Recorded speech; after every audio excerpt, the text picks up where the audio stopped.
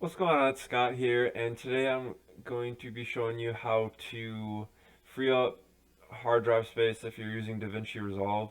So what's happening is your CacheClip folder located in your videos folder is filling your hard drive. So I have a 433 gigabyte hard drive, and well, I mean, it's a 500 gigabyte hard drive and it has 433 gigabytes of free space.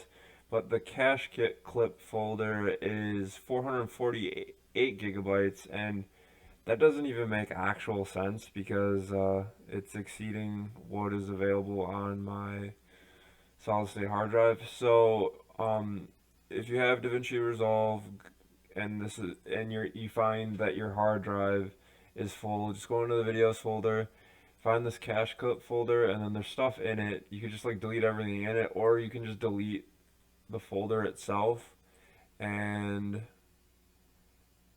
DaVinci Resolve will recreate the folder when you need cache. So, um, yeah, like as you can see, it is just an enormous file.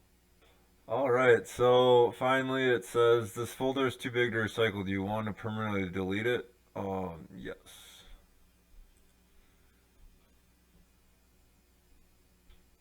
Yeah, I mean, the fact that it was larger than the allotted space on my hard drive, that definitely says something. So it's gonna take another about 30 minutes to delete that. So we're gonna come back to when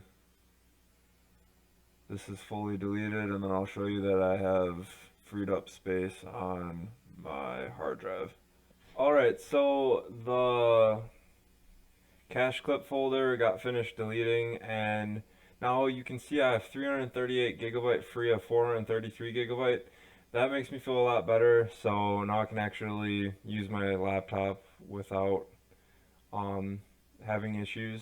So hopefully this helped.